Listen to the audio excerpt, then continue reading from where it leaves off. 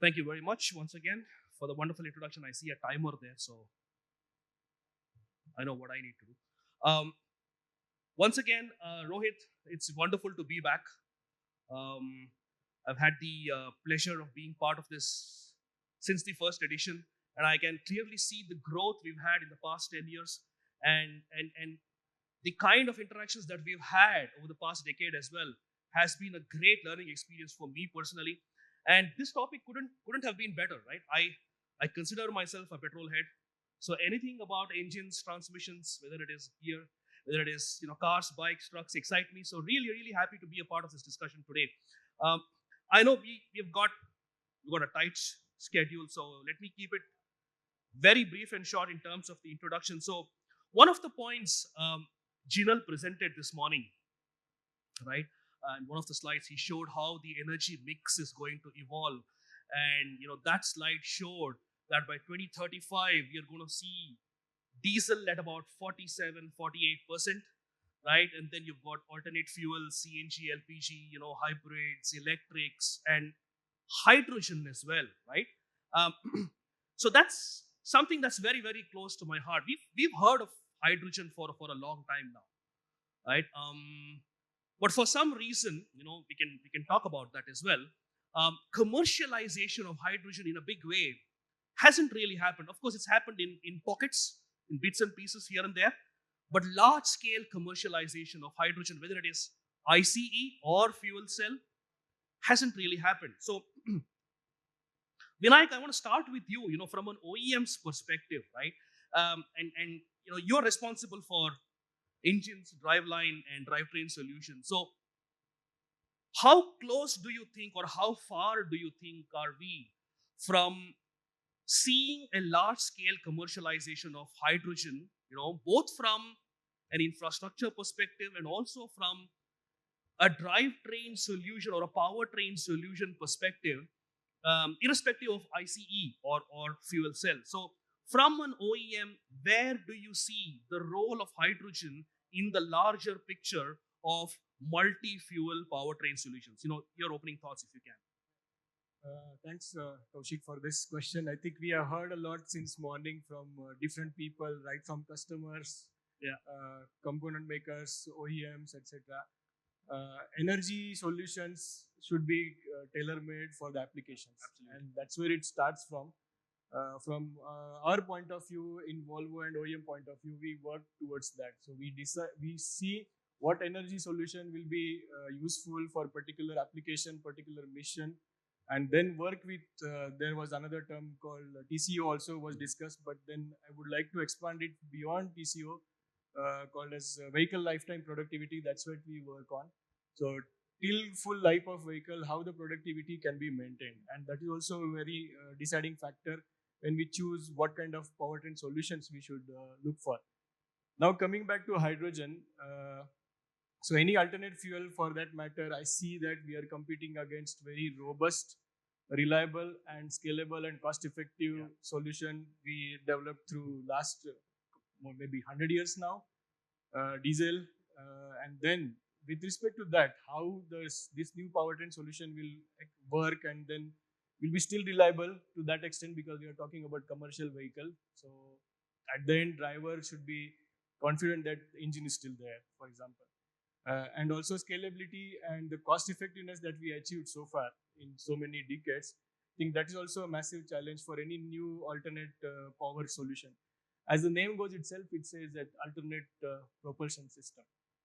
Then when it comes to hydrogen, definitely it is a very interesting fuel to burn or to use to convert into electricity in fuel cell. Clean, but then it comes with a lot of challenges as well. And that's where I feel that by now, I think we could do as OEM to develop technology that can meet performance. But now we need to work towards its reliability. We need to work towards its cost effectiveness and scalability so that it can be actually brought on roads.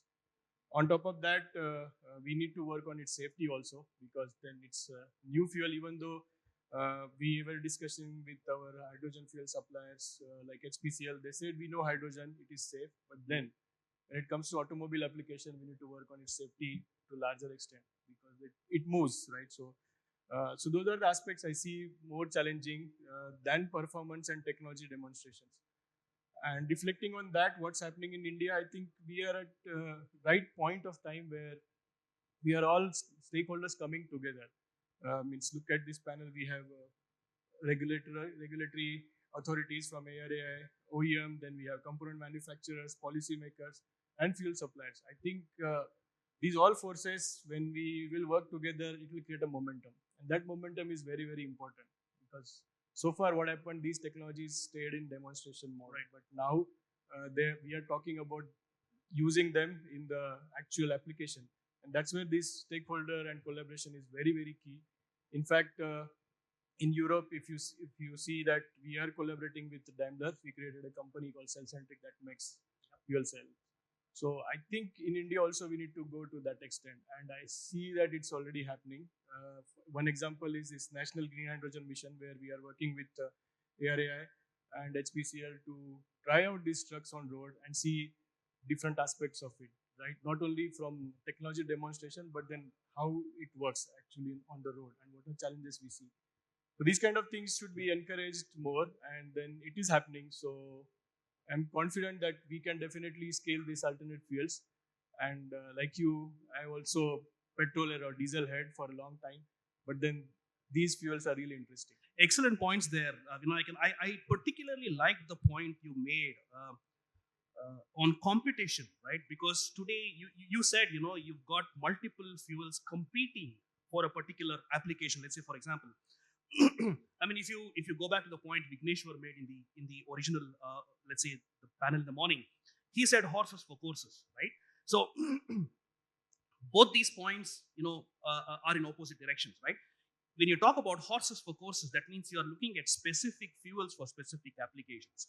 Whereas when you talk about competition, you're saying there could be multiple fuels for the same application, right? We'll come back to that point. So that brings me to Makarand, right? One of the key points Vinayak made, especially when we talk about hydrogen, is storage and transportation, right? Unlike other fuels, right, hydrogen or maybe to some extent LNG, right, you require high pressure storage containers or infrastructure for that matter, right? How do you see that as a challenge today for hydrogen specifically? Because I'll give you an example. I think a couple of months ago, I was speaking to one of the passenger car manufacturers, a global OEM who's present in India, who globally has a hydrogen ICE solution for a passenger car application. But they're struggling to do a pilot in India simply because the infrastructure is unavailable, right? You are looking at about 700, 800 bar of need for, let's say, storage, transportation, dispensing, whereas the available infrastructure is about half of that, right? 300, 350. So do you see storage, transportation becoming a bottleneck in, let's say, large scale implementation of hydrogen as a viable fuel in India?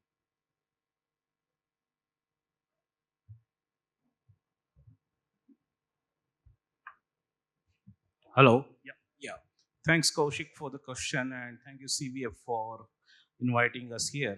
So, in the context of the question, what Vinayak has already mentioned, how he sees the commercial vehicles industry is going when it comes to the different fuels. Obviously, if you just compare today the delta between your diesel truck versus hydrogen truck, okay, more than half of that delta price goes to the storage system. Okay, this is a fact. And why is it the case? And then this is the challenge. And since we are basically from Time Technoplast, local manufacturer of the composite cylinder technology, which is a must when it comes to the commercial vehicle application, because it's a lightweight and you can go up to 700 bar. In India today, 350 bar is approved. But the point I'm trying to say is we are make in India, design, develop, make in India. We have the potential to reduce this delta, what I was telling, from the storage point of view to very good extent, so that everybody in this ecosystem will benefit. So the automotive application, that is the onboard storage, is one point, but someone has to also bring the fuel to the fuel station. So we are already in that kind of business from last 7-8 years when it comes to the CNG transportation. So same we are going to extend for the hydrogen transportation, same tank, but with the different pressures, different working pressure. So today, if you ask me, what are my challenges to bring this and roll out these tanks in a very wide manner? Key challenges comes from the aspect of approval process. Right. Okay, there we do not want to play with any safety because hydrogen has a lot of safety challenges. I am not saying that it is not solvable. It's very easy. It's a dedicatedly solvable. But when it comes to the PESO approval, it takes a longer time. Today, it's a 350 bar is the approved pressure because there is a thought process that there may be more challenges when it comes to 700 bar as compared to 350 bar. I don't think so. Hydrogen is hydrogen. Whatever the challenge you have with 350 bar, similar challenge you will have with 700, or tomorrow if you want 1000 bar, similar challenges. So we are solving with the challenge with 350 bars. Same thing. Next year we are developing in-house 700 bar technology. Okay. There is some demand coming from some small pockets, including Volvo, who is planning their first truck in India sometime in this year. That is coming with a 700 bar technology. So I do see a challenge when it comes to the adaptation.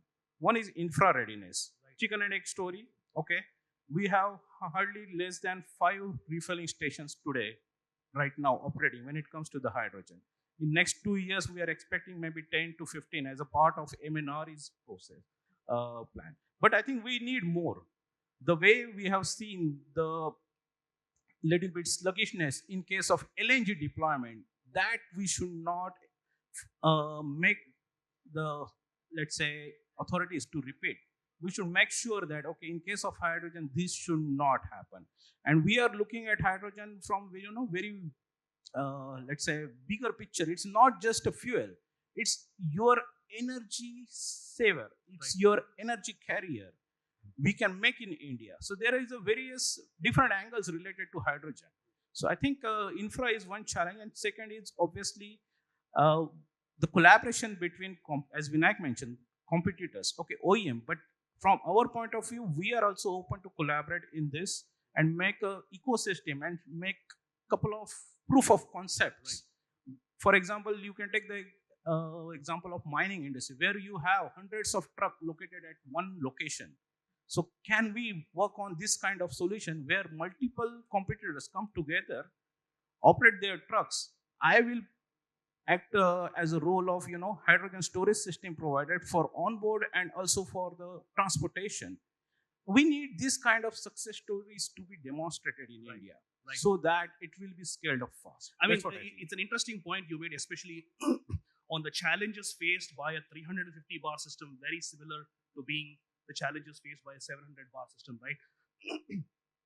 If you look at what happened with diesel common rail injection, right, when we started off with 1500, 1600 bar, gradually evolved to today, we are now at 2800, 2700 bar, right? The challenges have remained similar, but the performance and the OEMs have already adapted to it, right? So I want to bring that to you, Dr. Thipse, and then as a follow-up to Gaurav as well, since you're involved, Gaurav, in BIS.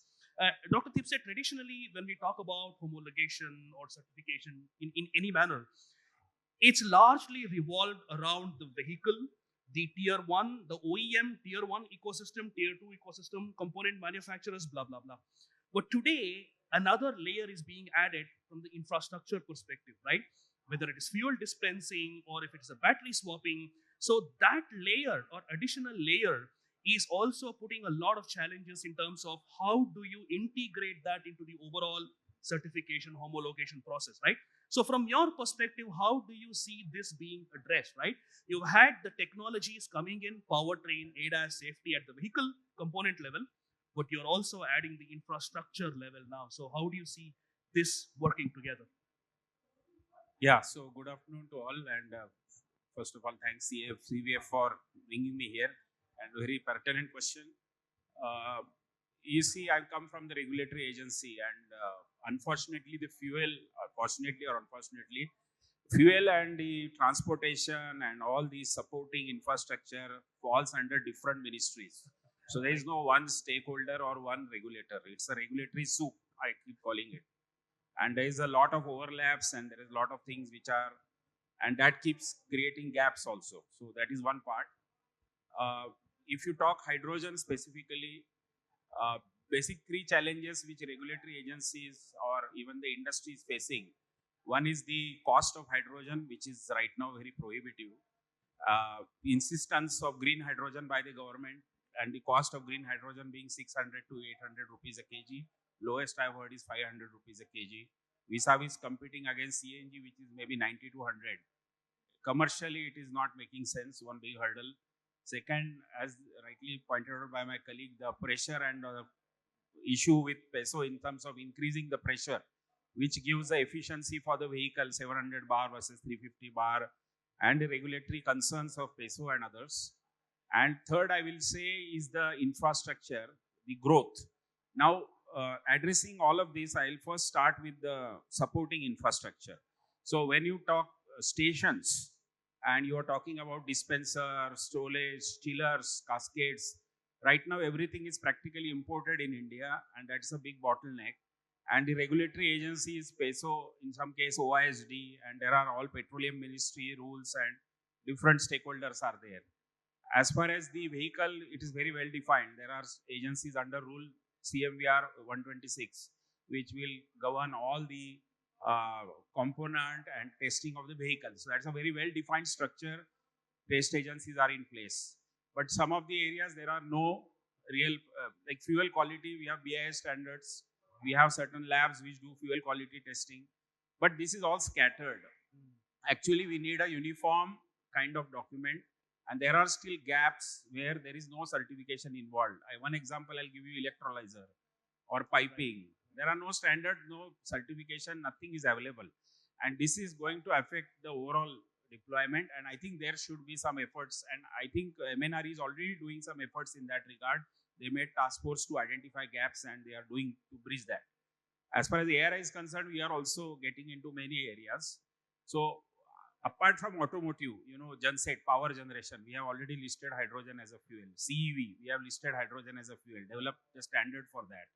Then tractors, we are working on a hydrogen standard. Both fuel cell ICE, both standards ARI has developed, and many other standards are in the pipeline. Component standards also, they are getting upgraded as the ISO or the corresponding EC standard gets upgraded.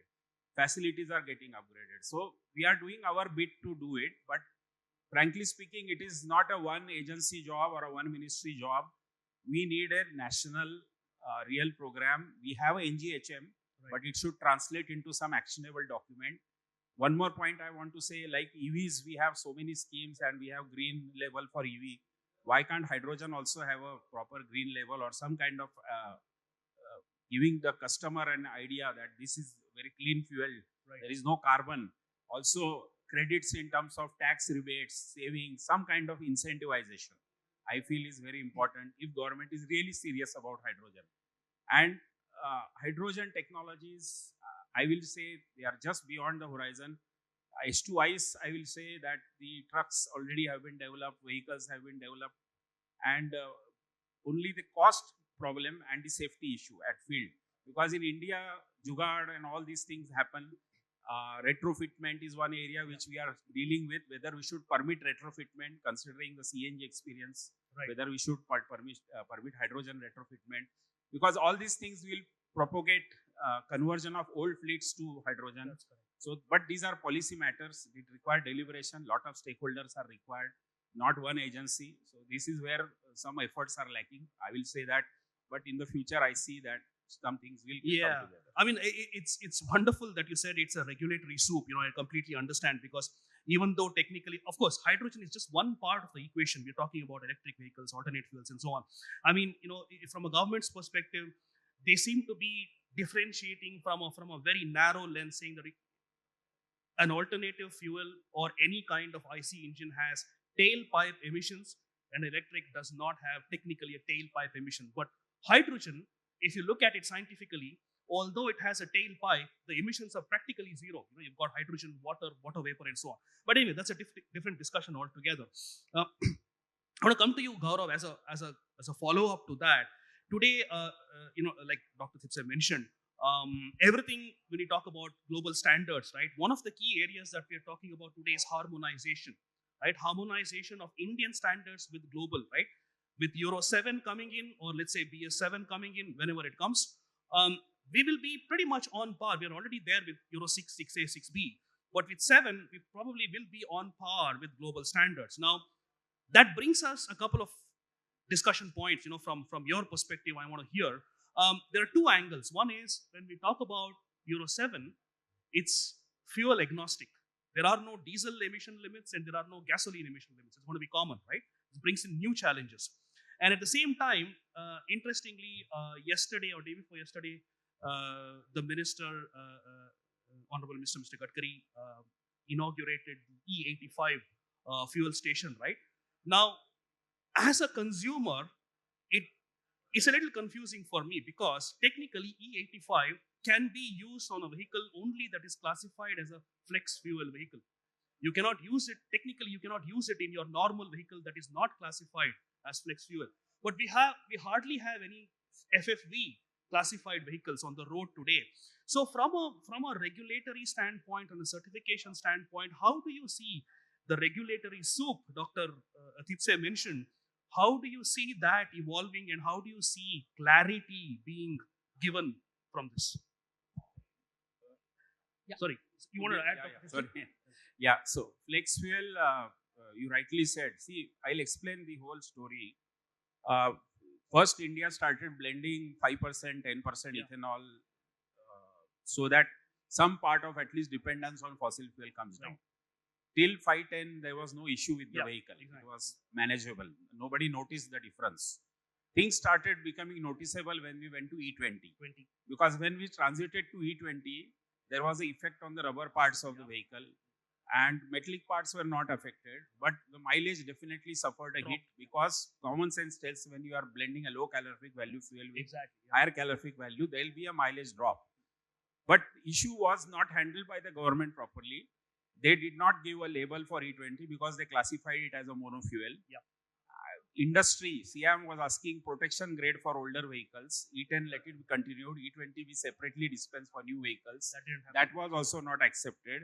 And neither they reduced the price of the fuel for E20, not passing the benefit of lower ethanol cost to the consumer. All of this combined and they transited overnight, creating huge hue and cry. Bawal ho gaya. So now things have settled down. So in the future, we may go for, like Brazil, they have two streams. They have E27 monofuel. Now they transited to E30 monofuel and they have a flex fuel. Now for flex fuel, case is such that it is a good fuel, but the vehicle is an ethanol vehicle. That's correct. In monofuel, it's a gasoline vehicle being used for ethanol and you can stretch it up to a limit only. So E30 is the cap which Brazil has set. So that's why our government, if you see in the recent times, notified 22, 25, 27 and 30. 20 to 25 they keep just as a backup. Because that if something happens and it doesn't meet, like it was 12, 15, it never appeared. So 10 to 20, I think 20 will jump to 30. Okay. So that stream will continue, but there will be limitations because ultimately you are using a fuel on a vehicle which is not designed for it. That is number one. That is the challenge. Second point is when you are talking flex fuel is a technology which requires a total new vehicle. So materials have totally changed. Metals, FIP will change, and the cost of that vehicle will be 1.5 to 1.7 times of the equivalent gasoline vehicle. So thus, first whammy is the cost to the customer. Second whammy is now the drop, which was 4 to 5% for E20, goes to 20 to 25% for flex fuel. So now you have to reduce the price of the fuel, which I think government has said 80 rupees something. 82. I heard some amount. I don't know whether it really fulfills that criteria because the customer has to be compensated for the fuel economy loss. If that is not happening, however environment friendly it is, they will not accept. Finally, kitna deti hai, mileage very matters. Secondly, once this is solved, second is the vehicle we have to develop locally with many parts. Many of the FIPs are still relying on foreign technology, so that has to be locally developed. Sensors are required, ethanol sensor is there, which tells you how much is the percentage of ethanol in the tank. Flex fuel concept is like that. In Brazil, sugarcane is a cyclic crop. So ethanol blending varies from season to season. So that sensor, intelligent sensor will sense how much ethanol is there in the tank and it will accordingly adjust the timing. That's the flexibility. So your vehicle should run on E30, 40, 50, 60, 70, any blend up to E85. So that is where this technology plays a role. If government is very serious on flex fuel, just putting stations and few vehicles won't help. Yeah. Point is they have to adequately price the fuel, Correct. inform the customers, and have the ecosystem built. E85, to my knowledge, will come in pockets where there is surplus ethanol, like Yeah. Maharashtra, Karnataka, UP. These places, E85 is, but there is areas where there is no ethanol at all. Even now, E20 is being shipped. That's correct. So that won't work in those models, because if a customer buys a flex fuel vehicle and he doesn't get fuel, Yeah. what will he It's do? kind of pointless. Same right? Yeah. as the case with EV, because of the charging limitation. So flex fuel also has the same limitation. Cost you have to address by giving some swaps, either in the overall tax. I don't know how they will do it. These are the challenge. If that is done, then it will be successful, because regulation came in 2016. Right. ARI wrote the flex fuel regulation in 2016. And 10 years now, the first vehicle Yeah, is. we still, exactly. I mean, the customer still hasn't been compensated, because even at 82 rupees, it is still on par with gasoline. So, Gaurav, sorry, please go ahead. So, your thoughts on how we see the multi-fuel situation being resolved from a certification perspective? Yeah. So first of all, thank you very much for inviting us to speak at this CVF event. I come from the Bureau of Indian Standards. The Bureau of Indian Standards is the national standards body of India. Till date, we have published more than 24,000 Indian standards already. Coming to the multi-fuel mobility systems, we have multiple dedicated technical committees which are working for standardization of the various fuels and related technologies and components. Specifically talking about, like for an example, CNG, we have formulated the Indian standards related to the fuel quality, and then multiple fuel system components. There are multiple standards which are available for CNG, LNG, and then DME, and then ethanol. So multiple standards are already available. Coming to the hydrogen part, we have already published more than 50 Indian standard, 50 Indian standards we have already published, and it is not just with regards to the vehicle, because we need to look it as a whole. So we have developed the Indian standards for the production part, and then production, then storage of the hydrogen, then dispensation of hydrogen, and then its use in the mobility applications. So for an example, I'd just like to share this the recent development that for electrolyzers specifically, we have developed an Indian standard for efficiency assessment of the AEM and PEM electrolyzers, which is IS 19575 2026, which in my opinion there is no other ISO or IC standards exist as of now specifically for the efficiency assessment. There are very few documents which here and there exist, but this particular document does not exist. So this is a completely indigenous document which we have formulated, and wherever the Indian, like the ISO standards or the international developed standards are already available, we have adopted that. Like for an example, if you fix up the quality of the hydrogen fuel, the standard already existed. ISO 14687 is there. We have adopted that. And recently ISO has made some changes in it, and we are in the process of reviewing those changes. Similarly, for the applications of fuel dispensing, there existed a complete series of standards from ISO 19880, part 1, 3, 5, and 8. All the 4 parts have been adopted by BIS now, and they are very much available for the Indian users. In fact, PESO has referred them in their gas cylinders regulations as well. We are, as a whole, if you see BIS, and now I'll talk about the harmonization part. BIS is a P member in more than 500 technical committees of the ISO and more than 100 technical committees of IEC. So we are, continuously giving our comments, sharing our comments, and whenever the ISO standards are being formulated or being revised, we share these things with our, the stakeholders of our national mirror committees. And there are multiple committees exist corresponding to the ISO committees. So yeah, we are in the process of making sure that our Indian standards are at par with the ISO or IC global counterparts, and wherever the standards are not in fact existing, that gap is being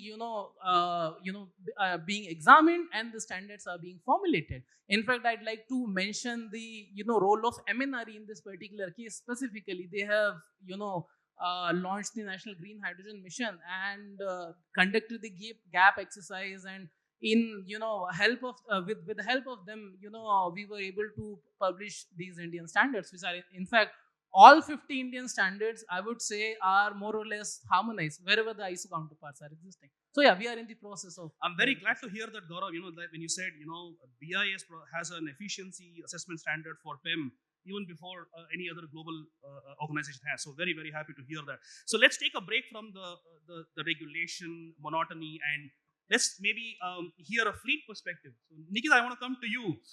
We were discussing this as well. A couple of days ago. We've already heard the TCO perspective, in the morning, right? A couple of panels and the keynote presentations as well. Now, from a fleet perspective, how do you see this multi-energy mix influencing your fleet dynamics, right? We spoke about TCO, right? And we also spoke in the morning about beyond TCO, looking at recyclability, reuse. Ram spoke about that in a very eloquent manner. To look beyond first life applications, right? You're looking at second, third life applications, maybe, right? So, from a fleet perspective, right? How do you see multiple fuels coexisting, right? And like I said, horses for courses. How do you see this evolving for a typical fleet owner like you over the next 3 or 4 years? So first of all, good afternoon, everyone. Really an honor to be here at CVF. So I think, glad that we're also having a fleet operator's perspective, because ultimately we are, an important part of the overall chain. So first, to address your question about TCO, I think one of the biggest mistakes that we really make with TCO is that we just reduce it to a spreadsheet comparison, what is your fuel savings versus what is the purchase price. But for operators like us, TCO is not just a calculation. It is really the question of whether this truck can earn reliably every single day. Because our trucks are not operating in controlled environments. They are operating in real Indian road conditions.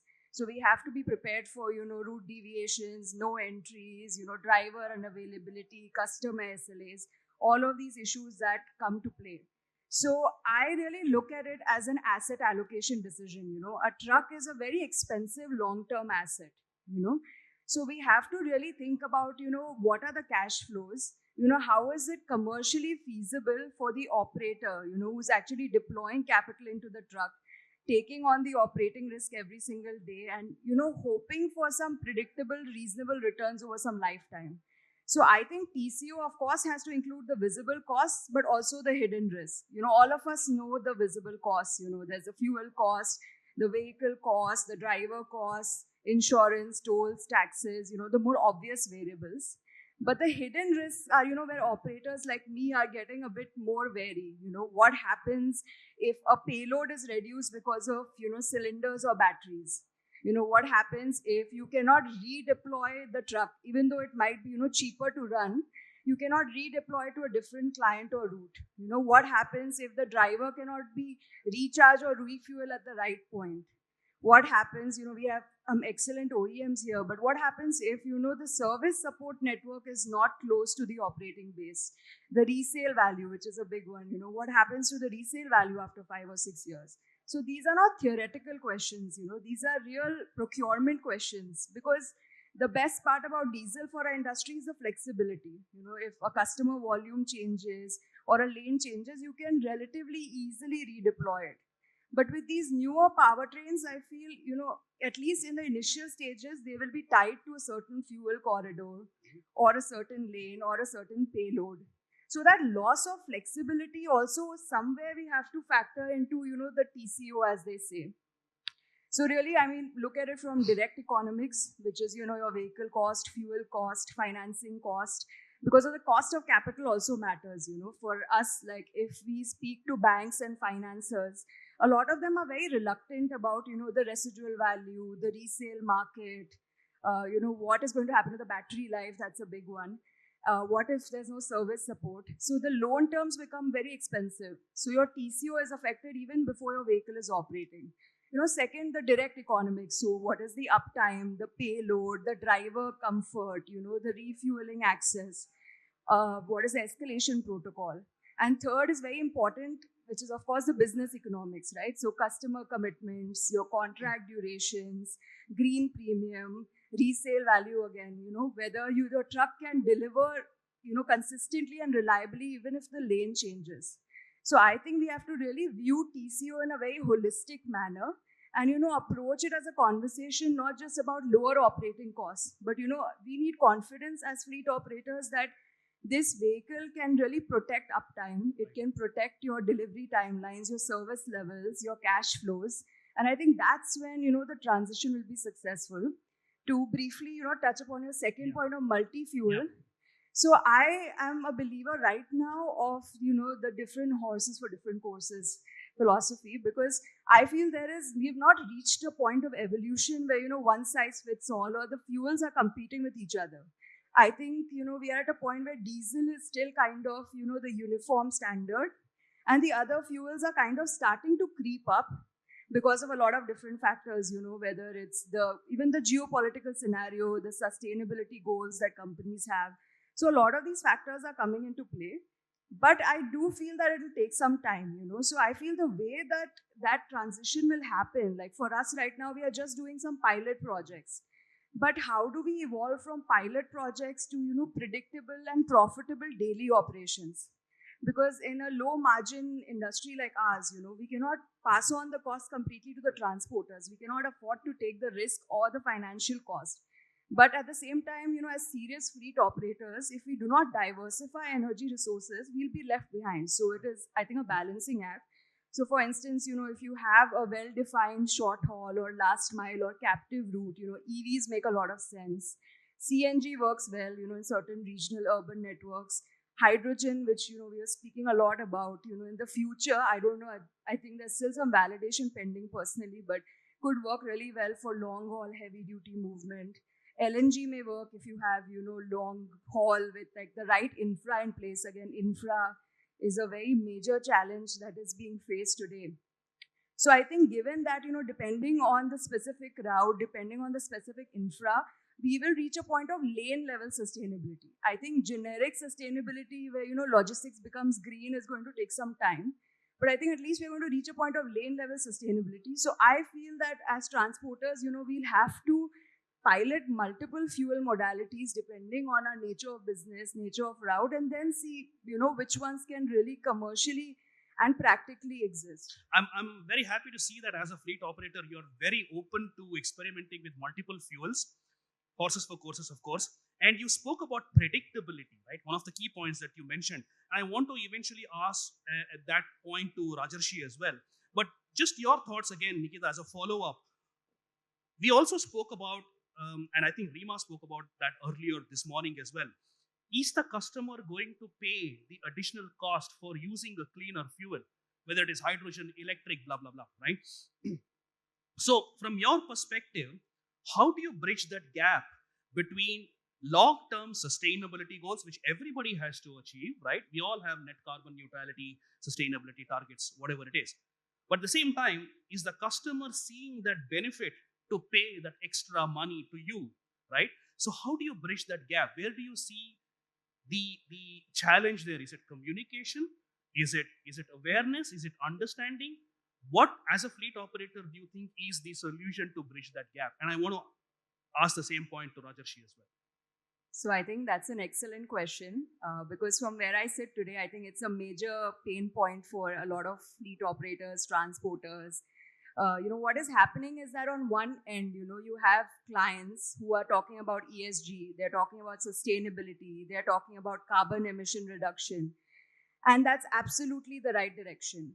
But on the other end, when commercial negotiations are happening, it's a different story, right? Freight rates are extremely cost sensitive. Many procurement teams are literally comparing transporters, route by route, rupee by rupee. So, transporters like us, we are hearing two messages at the same time. The first is, please help us decarbonize. but also please give us the lowest cost possible, even if you have to take a hit, otherwise we will not be able to work. So this gap, I think, has to be addressed very honestly. Even at our company, Anva Logistics, we do road transportation warehousing for some very challenging sectors like FMCG, e-commerce, where there's a lot of cost pressure. There's a lot of reliabilities, of course, non-negotiable. Service levels are very high. So when clients come and speak to us about green logistics, we are very open because we have to, move ahead with the future. But at the same time, the question is, how do we make it commercially feasible for the operator who actually has to, buy the vehicle, deploy the capital, carry that asset risk on his balance sheet, get it financed, manage the route risk, handle the downtime. So that is a very key question. And I think this is where, we are really struggling. So I feel the solution is that decarbonization, it cannot be a supplier instruction or a procurement expectation. It has to be designed as a shared partnership model. So today, if a client or a shipper, comes to a transporter and they want you to invest in a cleaner but more expensive asset, somewhere the contract has to reflect that. Maybe the contract duration is longer, maybe assured volumes, maybe it means that there's some lane commitment, maybe faster payments, because working capital is a major issue for most transporters today.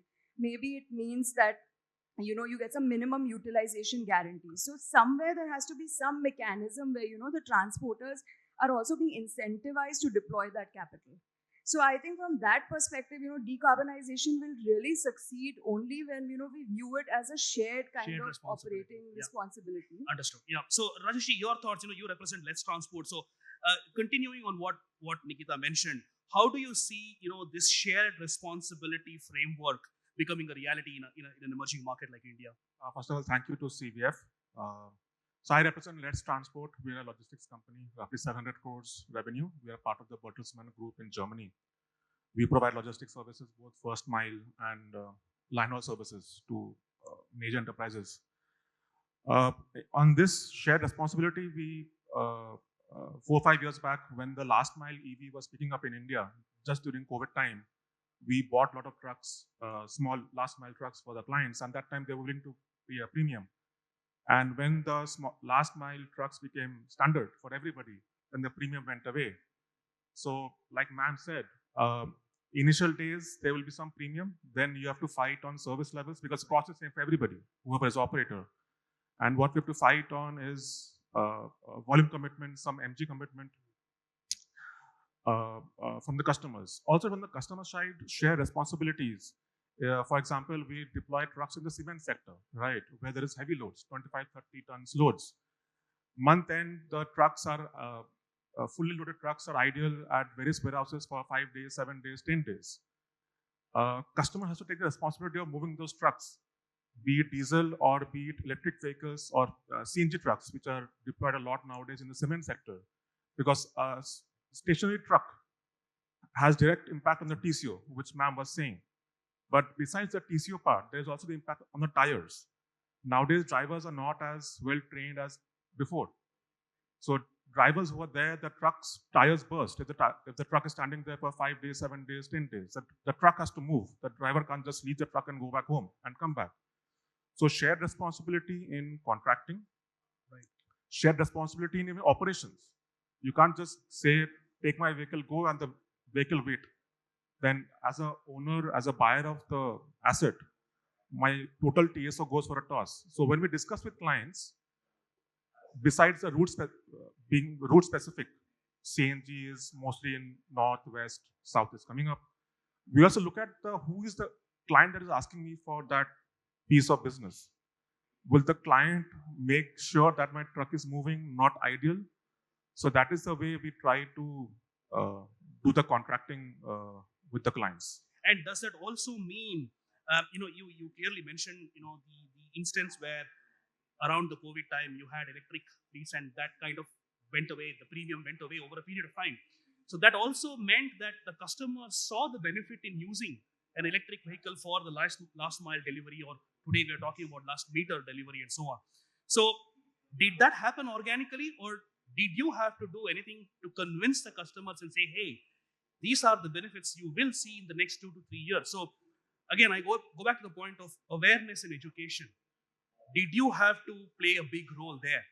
Yeah. So that time, along with us, Let's Transport and other players, a lot of OEMs approached us with these vehicles. Right. What benefit they can give to the end consumers? Because that time the OEMs were not directly approaching the HULs of the world. Exactly. They were directing it through us, right?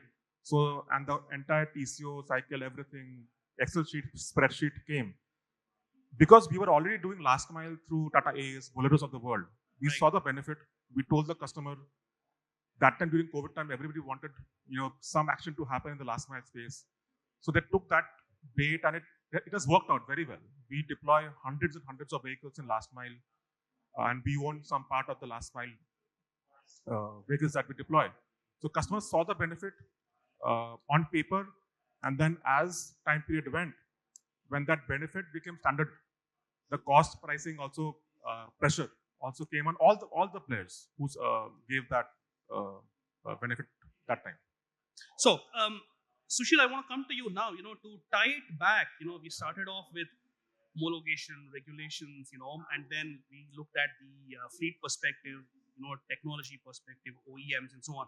So, to bring it back together, right, from a technology evolution standpoint, right, obviously, diesel has been there for many years. We have seen the emergence of LNG, CNG, electric now, and hydrogen as well. So, from a technology evolution perspective, when we talk about multi-fuel scenarios, right, where do you see this evolving? Are we seeing something beyond, let's say, your traditional electric vehicle mobility? Something today we talk about battery chemistries, right? You talk about moving away from lithium ion to sodium, sulfur, aluminum, graphene, so on, multiple things. So, do you see the technology evolution shrinking the time to market? That means, are we going to see quicker product development and implementation and introduction than we've seen in the past? So, and what does this mean to an emerging market like India? What are your thoughts there?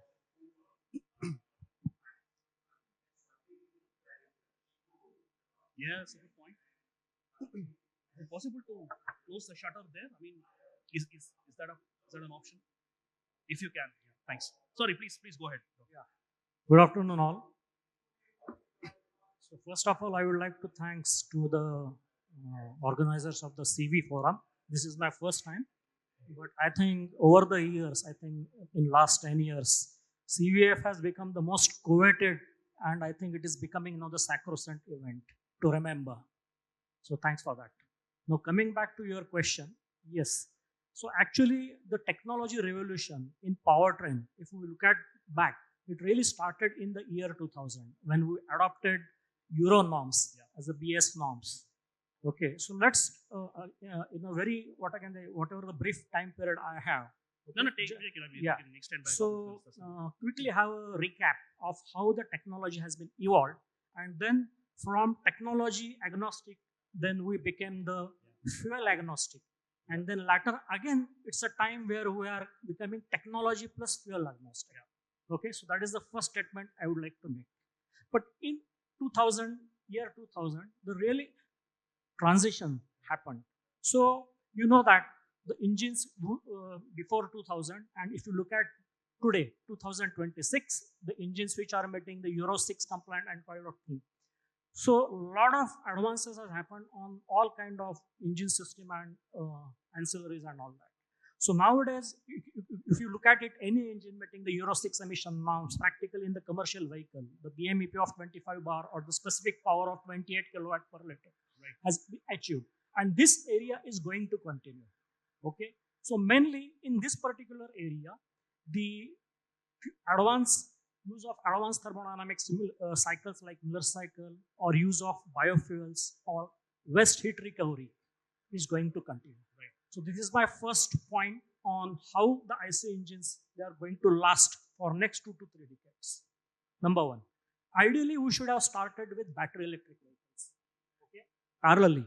If you look at the not battery electric vehicle, hybrid electric vehicle, right? Okay, if you look at it, the Toyota's roadmap. In 1994, they started working on the Toyota Prius, and in 1999, their first version of Toyota Prius commercially launched. And then for next 25 years, they achieved this iconic position and taken the cream of the market. Same thing happened with the Mazda. In 2004, the first commercial vehicle, fuel cell, hydrogen fuel cell electric bus was ready. So that's the vision. Okay, and now today we are talking again whether to reintroduce hybrid or not. That is the second one. So I think we have, it's not late, but I think we have missed the hybrid electric technology. But given a chance, still the last mile mobility delivery application, we can go with the EV and some sort of a range extenders. It may be in the form of series hybrid, maybe some optimized engine, or it may come in the form of hydrogen fuel cell electric. Similarly, the buses, okay, intra-city buses, it can be a series hybrid. If you look at the transportation, public transportation in London, majority of these red double-decker buses, okay, they are powered with a series hybrid electric, okay, or the fuel cell. And all those vintage taxis, majority, they are the electric. So it's a mix of that, okay. So I think series hybrid and strong hybrid even make a sense for last mile mobility delivery applications or even for passenger cars, okay. Now coming back to the third, the electric vehicles. I think that was your relevant question. So I think the technology is now much matured, but only thing, capex and opex. So I will now combine here EV and FCEV together, because the first statement I would like to make that fuel cell electric vehicles are a hybrid electric vehicles. Okay. Second statement I would like to make, they are not competitors to the electric vehicles, rather they are the complementary to the electric vehicles. So there is a common thread which runs between the hybrid electric and the fuel cell electric, that is the drivetrain. Okay. Now, if we look at it, the business perspective, the capex, okay, is going to govern the whole scenario and the whole game. Okay. So the cost of the battery, I think it consumes more than 40 to 50%, okay, of the total cost. And then again, there is a dependency on the lithium ion. So to touch upon your point, okay, so a lot of advances has happened in the sodium ion battery, then solid state battery, okay. So both these are going to overcome the energy density especially. But yes, right now you have to pay more premium on that. Third technology which is coming, I think the aluminum air battery, I think which you just touched upon, which is having very good high energy density, but it is costly. But I think apart from lithium ion, solid state and the solid state battery has to be tried. This is as far as the cost reduction and giving more reliability, giving more charging cycles. One has to work on this aspect because the battery will be common in all these three. Okay? Because these are the efforts to reduce the capex. Right. Second one, we have to work on different advanced motor technologies. Now, again, in battery, you are working on the lithium ion. You are reducing lithium, your dependence on lithium ion by shifting to this new state of batteries. But coming back to the motors also, one has to work now on the rare earth free magnets. So there is a trend now into the market to develop lightweight, high-speed induction motors. Okay, and also to go for switch reluctance or synchronous reluctance motor or the hybrid motors, having blend of PMSM and plus blend of this. So this kind of technologies will bring down the cost. So it's not only the battery, motor, power electronics, DC-DC. I think in the morning somebody was telling that almost 70% still it's coming everything from China or from that. Okay, and only on the CKD basis we are simply assembling the things. To make in India, it has to be designed in India, manufactured and assembled in India. Hopefully, I think that developed in India, manufactured and designed in India will definitely help us get there. And I'm particularly interested on e-revs. I will maybe talk about that later. I'm sorry, we have run out of time, and I'm told by the CVF organizers that I won't have lunch if I take questions from the audience. Sorry, audience, for that. But just to summarize, in the interest of time, I think it's clear. I think going forward, the powertrain portfolio is going to be a situation where multiple fuels will coexist, and we will have a place for every new technology or a fuel that is going to come. Of course, maybe at the cost of diesel in some way or the other. But I'm particularly very kicked by the fact that without any impact on customer value, I think it's going to be really challenging to see how we are going to bring in new fuels and at the same time educate end users, your customers, logistics players, and fleet operators as well, being an integral part of this ecosystem. And I think the way forward is that everybody has a role to play, and it's just a matter of time before we see each one of us taking a significant responsibility in the entire net carbon neutrality, sustainability ecosystem. So with that, thank you very much once again. A round of applause to the panelists here. Thank you very much for sharing your wonderful thoughts. And with that, I sum up, and it's back to the MC. Thank you once again.